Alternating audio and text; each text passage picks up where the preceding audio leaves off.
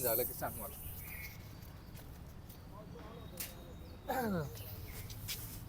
या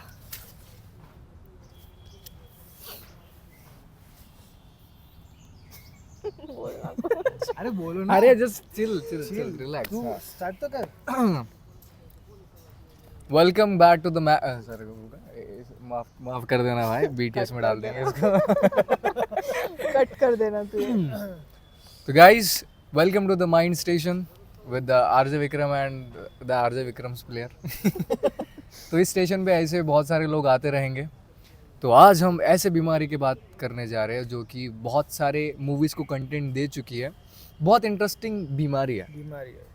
एक्चुअली ये आपको बीमारी लगेगी नहीं, ये आपको एक अलग सी दुनिया लगेगी. But just stay tune with us and you will get to know about that बीमारी. तो कौन स्टार्ट करेगा?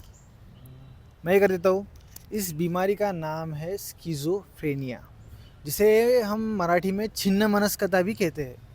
जो स्किज़ोफ्रेनिया आपको बहुत सी फिल्मों में देखने को मिली होगी, जैसे भूल भुलैया हो गए, कार्तिक कॉलिंग कार्तिक, 13B, ऐसी कई सारी फिल्में हैं जिसमें आपको स्किज़ोफ्रेनिया के बारे में थोड़ी इन्फॉर्मेशन मिलेगी. सो स्किज़ोफ्रेनिया बेसिकली एक क्रोनिक मेंटल हेल्थ कंडीशन है जो एकदम सीवियर लेवल पे चलती है, जिसके अंदर पर्सन को एक अलग ही परसेप्शन से वो देखने लग जाता है दुनिया को, जिसको मतलब उसको फील अलग होता है, वो थिंक अलग करता है, उसका बिहेवियर भी अलग हो जाता है. बाद में वो एंटी सोशल बन जाता है, उसका रियलिटी से कुछ कनेक्शन रहता नहीं है, वो अपनी दुनिया में मस्त रहता है. उसे लगता है कि वो जो दुनिया सोच रहा है, वो जो दुनिया जी रहा है, कि दुनिया असल में वैसी ही है, बट वैसा नहीं रहता है. सो हाँ, और इस कंडीशन को हम कहते हैं साइकोसिस कंडीशन. साइकोसिस. मतलब एग्जैक्टली ये साइकोलॉजी का वो सेक्शन है जिसमें साइकोटिक पेशेंट्स ऐसे होते हैं कि उन्हें पता नहीं होता कि वो एक्चुअली में साइको है. साइको कहना अच्छी बात है साइको, हाँ ठीक है, साइको कहना कि अच्छा वो है. उस कंडीशन में है, उन्हें वो डिसऑर्डर हो चुका है. उन्हें बिल्कुल भी उस चीज़ का आइडिया नहीं होता है. बस वो उनकी दुनिया में खोए रहते हैं. उनको ये भी नहीं पता कि लोग उनके बारे में क्या कहते हैं, क्या सोच रहे हैं. They are only caring about, they are only in dived into their own world. तुम्हें कुछ कहना?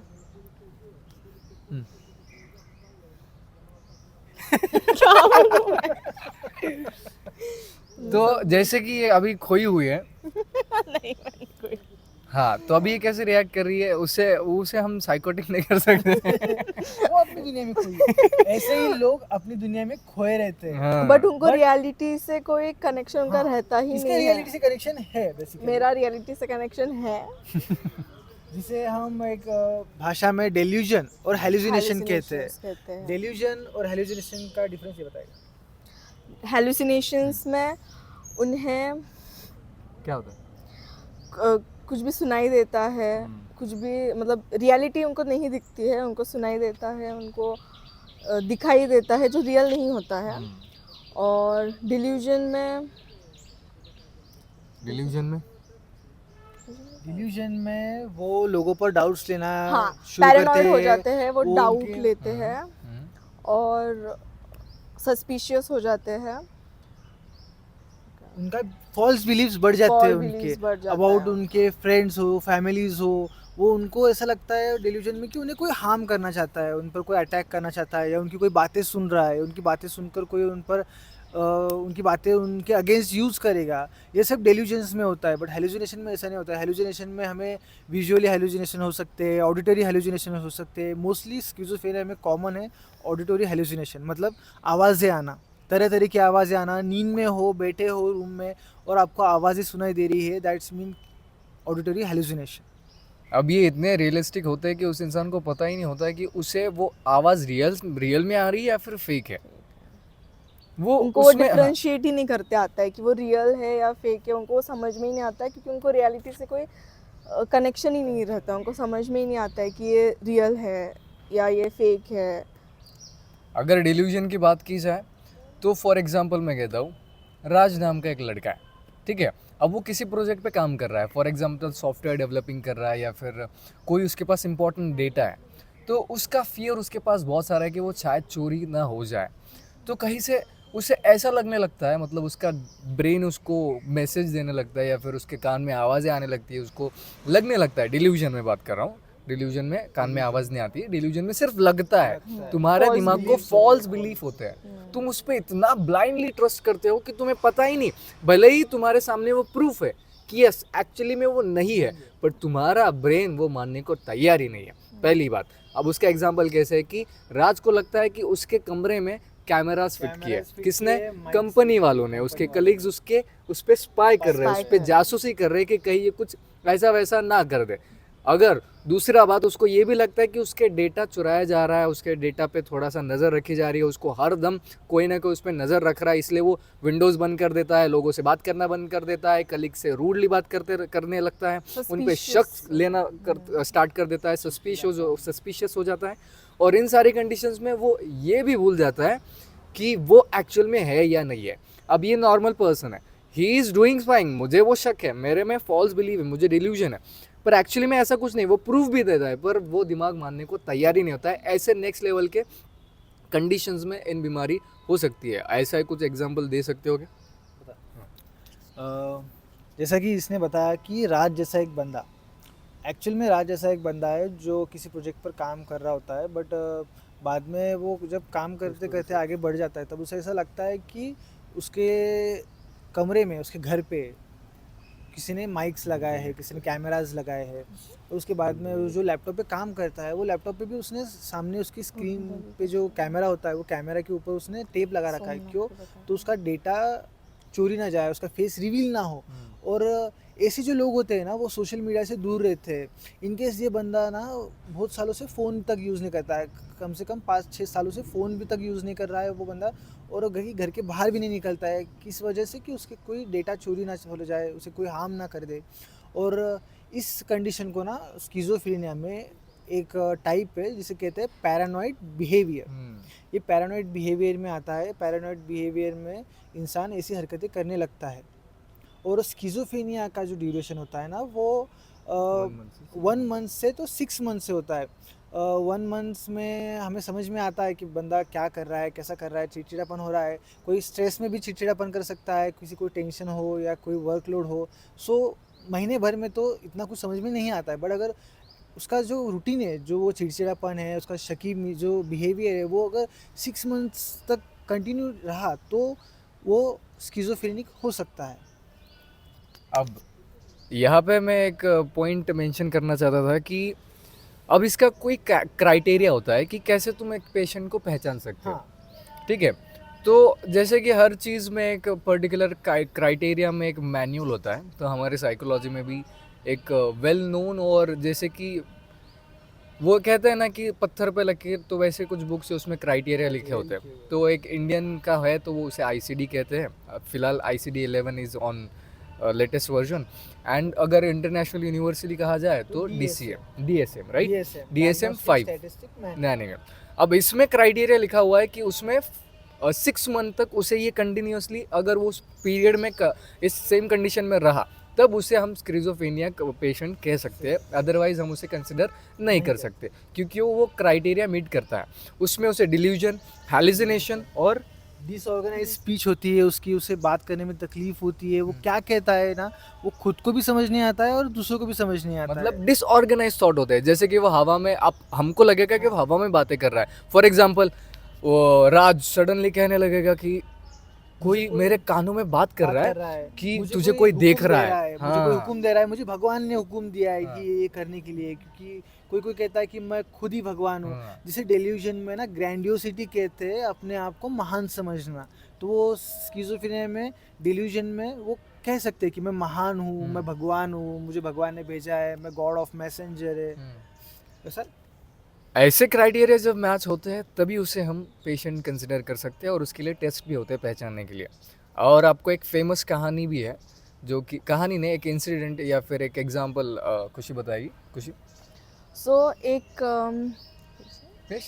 पेशेंट है, वो पैरानॉइड बिहेवियर वाला है।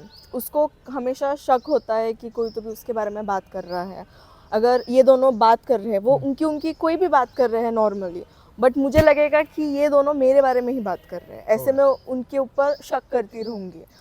और अभी कॉमनली सब में होता है खुशी, बट हाँ, उनको अभी ये ज़्यादा पीरियड तक होना चाहिए, राइट? हाँ, और हाँ। यही होता है उनको। अगर तुम दोनों बात कर रहे हो तो मुझे यही लगेगा कि तुम दोनों मेरे बारे में ही बात कर रहे हो। और ऐसा कॉमनली होता है, मिसअंडरस्टैंडिंग होती है लोगों में, पर वो नॉर्मल पर्सन होता है, कुछ हाँ। पल के लिए होता है, पर हम कह रहे हैं कि वो बहुत नेक्स्ट लेवल पे होना Next चाहिए level. सीवियर लेवल पे कि सीवियर लेवल हाँ पे वो लोग ऐसा शक करते हैं और हमेशा उनका यही रहता है।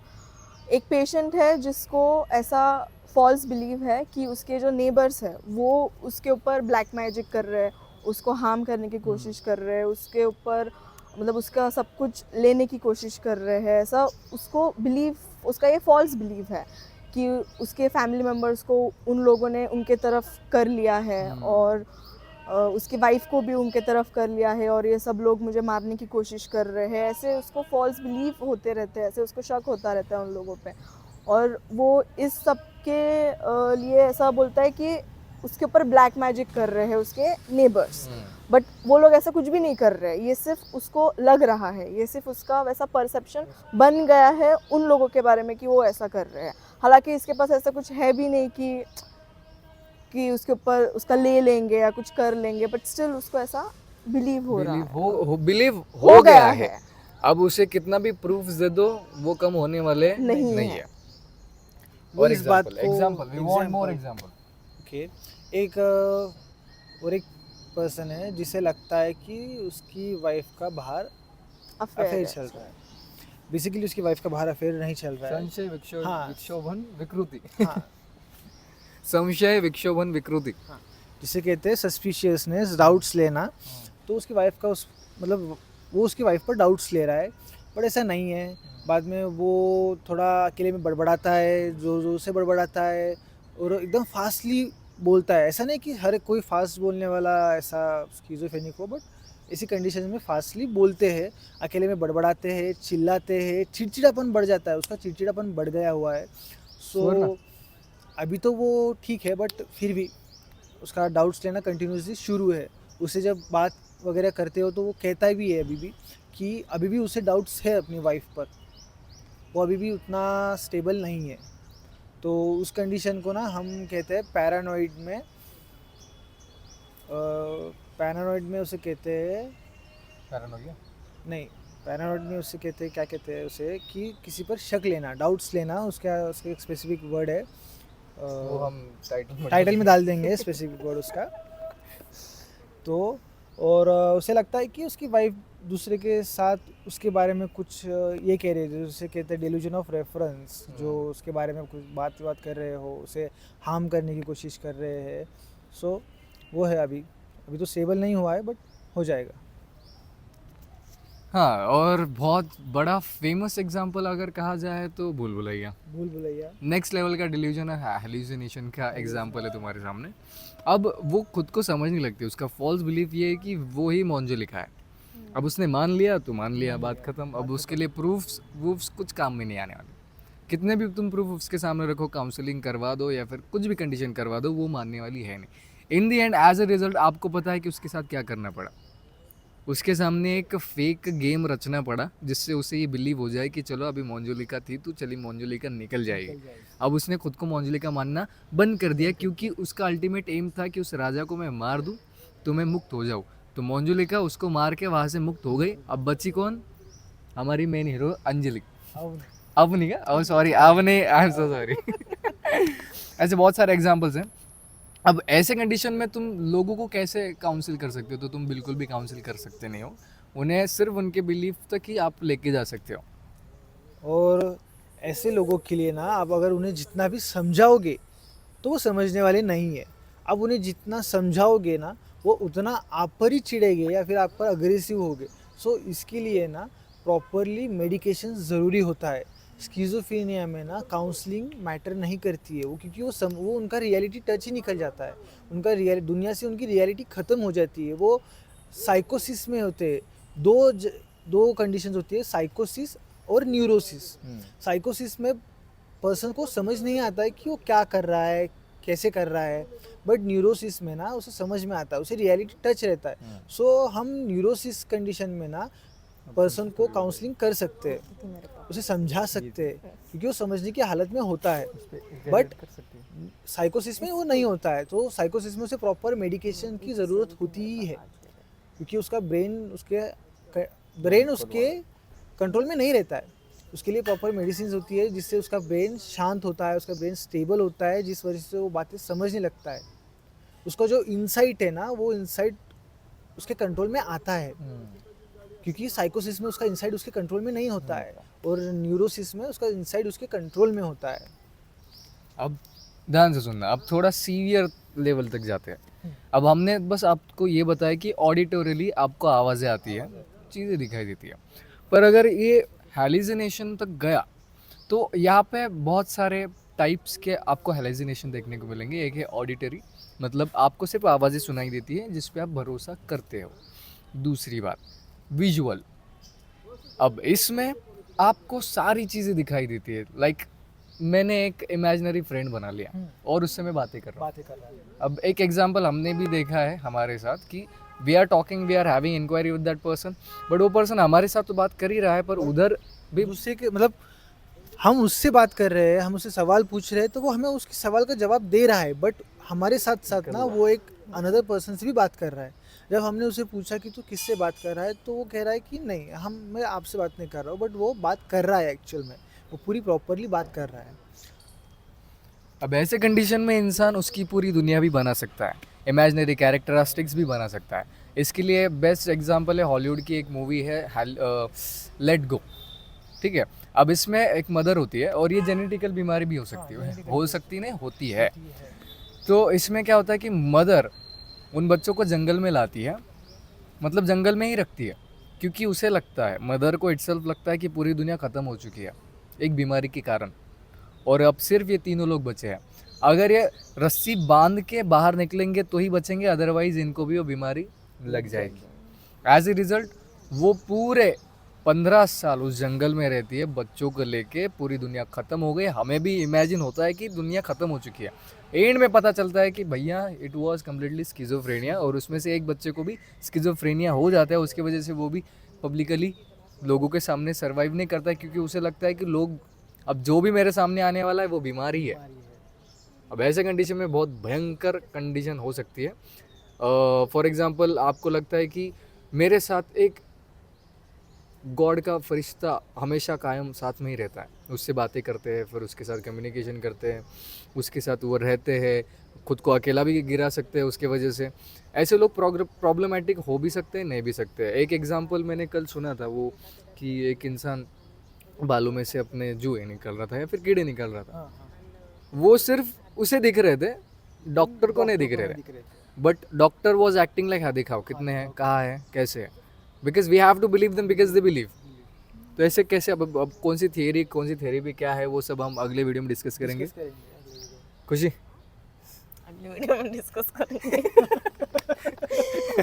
तो guys stay tune with mind station with us, and ऐसे वीडियोस आते रहेंगे हमारे पर्सपेक्टिव से। हम बस आप में अवेयरनेस फैलाना चाहते फैला हैं। रहे हैं साइकोलॉजी थ्रू, हम एक अवेयरनेस क्रिएट कर रहे हैं कि मेंटल हेल्थ कितनी इम्पोर्टेंट होती है, और उसके जो मतलब जो लोगों को साइड इफ़ेक्ट्स है, उसके साइड इफ़ेक्ट, उसके जो अच्छे गुड इफ़ेक्ट्स है, हम वो भी आपको बताएंगे और हम आपको समझाएंगे कि मेंटल हेल्थ अगर आपको किसी आसपास में अगर लगे तो उन्हें कहिए कि ये मेंटल हेल्थ कंडीशन इसकी ख़राब है, थोड़ा प्रॉब्लम है इसमें, तो आप इसे हॉस्पिटलाइज करिए, क्योंकि प्रॉब्लम बढ़ने से पहले ना उसे रोकना ज़रूरी होता है। जैसे आप नॉर्मली हॉस्पिटल्स में जाते हो, वैसे हम चाहते हैं कि आप साइकेट्री या फिर साइकोलॉजिस्ट के पास भी नॉर्मली जाके बैठिए, तो जिससे आपको समझ में आएगा कि कितना कैजुअली भी आप उनके साथ डिस्कस करके खुद के बारे में जान सकते हो।